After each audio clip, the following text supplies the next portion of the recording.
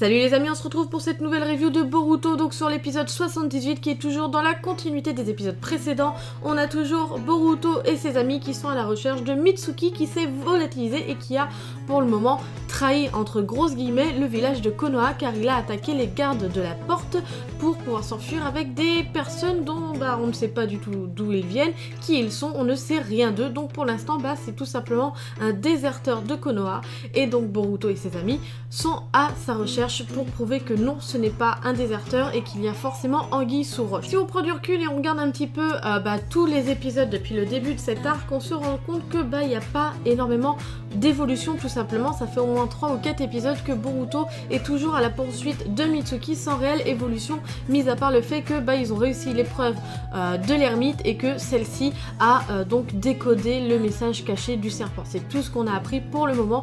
Et là dans cet épisode, forcément ça va être un petit peu dans la même logique que les épisodes précédents.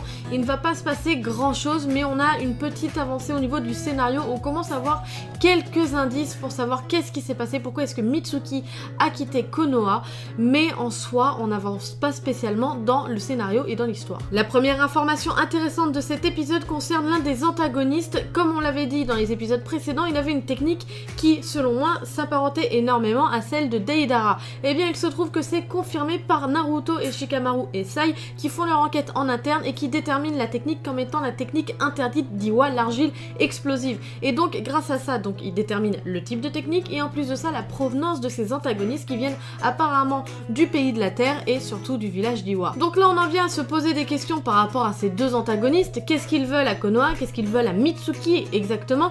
Pourquoi est-ce qu'ils ont espionné Konoha?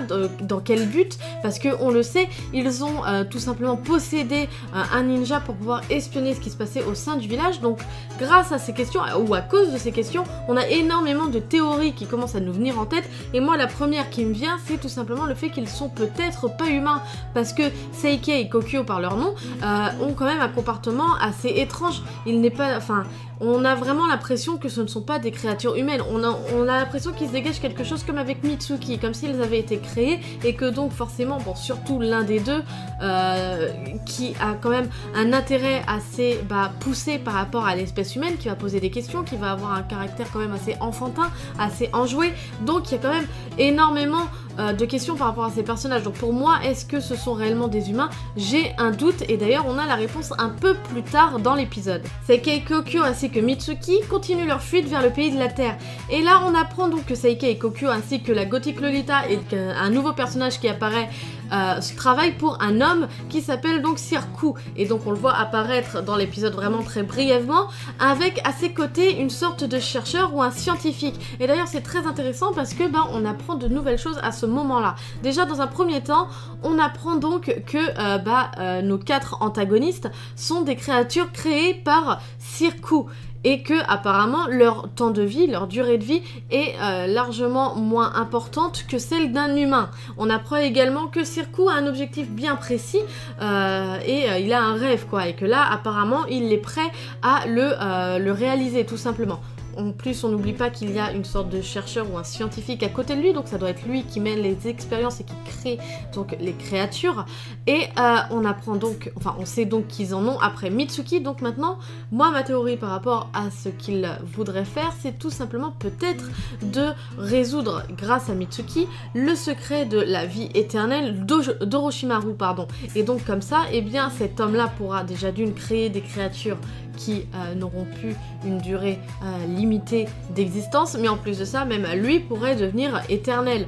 Donc pour moi, ce serait son objectif avec Mitsuki et tout simplement pour le faire venir, il lui tend une carotte parce que grâce à l'espion qu'ils avaient au sein de Konoha, ils ont bien vu les questionnements qu'avait Mitsuki par rapport à sa propre existence et donc ils vont se servir de ça un petit peu comme une carotte pour pouvoir attirer Mitsuki dans leur piège. Pour en venir un petit peu aux créatures qu'a créé Sirku, donc on voit qu'il y a les 4 antagonistes mais qu'il y a également les créatures qui s'appellent les les Hakuta. Et bah moi ce qui m'a fait un petit peu mal au cœur, c'est que bah on voit bien que dans la fuite de Seikei, Kokyo et Mitsuki, bien il y en a un qui galère un petit peu à avancer et eh bien l'un d'eux va, enfin Seikei ou Kokyo, excusez-moi, j'arrive pas à les déterminer, il me semble que c'est Seikei, qui va n'avoir aucune pitié envers bah, la créature et va directement la tuer parce que bah il considère que bah il est trop à la traîne et qu'il leur fait perdre du temps et que ce serait bête de mourir dans la honte en gros, enfin, c'est un truc comme ça. Et on voit que le deuxième Hakuta quand même s'approche de son camarade et qui a l'air quand même d'avoir un minimum de sentiments. Donc moi ça m'a fait un petit peu mal au cœur. Ou après est-ce que c'est réellement des sentiments, est-ce que c'est de la pitié ou c'est de l'appréhension, enfin je ne sais pas. Mais voilà, cette petite scène là elle était quand même assez intéressante et bah, même si c'était une toute petite scène qui en soi n'a pas de parole, n'a rien, et eh bien il y a quand même énormément d'émotions qui s'en dégagent et bah, énormément de choses et j'ai trouvé ça très intéressant et limite ce serait peut-être la meilleure scène de cet épisode. On l'a bien compris, ces 4 antagonistes viennent du pays de la terre, donc forcément Naruto va avoir du mal à les appréhender vu qu'il vient du pays du feu. Il va avoir forcément besoin de faire appel au Mizukage et c'est pour ça qu'il va appeler Kurotsuki pour pouvoir lui demander bah, de laisser intervenir ses trackers de Konoha et en plus bah, la prévenir que Boruto et Sarada va arriver. Kurotsuki lui fait bien comprendre que en gros bah, ces dragueurs n'auront rien à faire là parce que ce sera du coup à elle de s'en occuper bah, puisqu'ils seront dans son pays tout simplement et qu'apparemment ce n'est pas juste de son ressort pour laisser rentrer n'importe qui. Donc même si on est quand même dans une ambiance, dans une période de paix au sein de tous les pays, on voit bien que c'est quand même, bah c'est pas open bar pour rentrer dans les pays voisins quoi, il faut quand même bah, passer quand même pas mal d'épreuves et avoir quand même pas mal de contacts parce que même l'Hokage ne peut rien y faire quoi, même le chef suprême d'un village ne peut pas prendre la décision de rentrer dans n'importe quel pays. Donc on voit quand même que il y a encore une hiérarchie, il y a quand même un système assez compliqué pour pouvoir avoir accès aux différentes terres bah, de ce monde des ninjas quoi. Donc bon c'est quand même assez intéressant même si bon bah moi ça m'a un petit peu fait tiquer pardon bah, le fait qu'ils se contactent par téléphone hein, mais bon Boruto se passe quand même dans une ambiance beaucoup plus avancée au niveau de la technologie, on commence à avoir l'habitude, mais bon, on a vraiment le côté bah, ninja qui est quand même assez éloigné et c'est bien dommage. Voilà, on a fait le tour des informations importantes de cet épisode et en soi, bah, comme vous l'avez compris, on n'avance pas spécialement, pardon, parce que bon, certes, l'équipe de Boruto se rapproche de Mitsuki, mais ils y sont toujours pas. Mais par contre, ils vont, à la fin de cet épisode, rentrer en contact avec l'un des antagonistes parce que bah, celui-ci a senti que bah, ils étaient poursuivis déjà par les trackers de Konoha, donc qui sont censés être des ninjas supérieurs hein, et qui se font littéralement latter la gueule. Donc dans la logique, Boruto et ses amis devraient eux se faire calciner par cet ennemi, mais honnêtement on le sait tous hein, Boruto, Sarada, etc. et compagnie vont réussir à battre cet ennemi hein, forcément. Donc tu te dis ouais, un apprenti ninja est plus puissant qu'un ninja supérieur. Alors fuck la logique hein, mais bon, c'est l'esprit Boruto hein, c'est comme ça.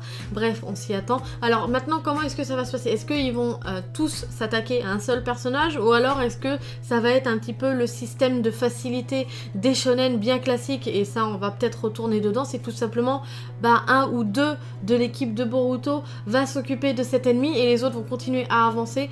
Je ne sais pas, ce serait intéressant peut-être de réutiliser bah, cette facette là parce qu'en soi bah, on revient dans les classiques du shonen et bah, ça nous donnerait un petit peu plus de rythme au niveau des affrontements et forcément avancer peut-être plus vite, mais bon je n'ai pas grand espoir là-dedans, mais qui sait, on n'est pas à l'abri, hein, bon donc on verra bien.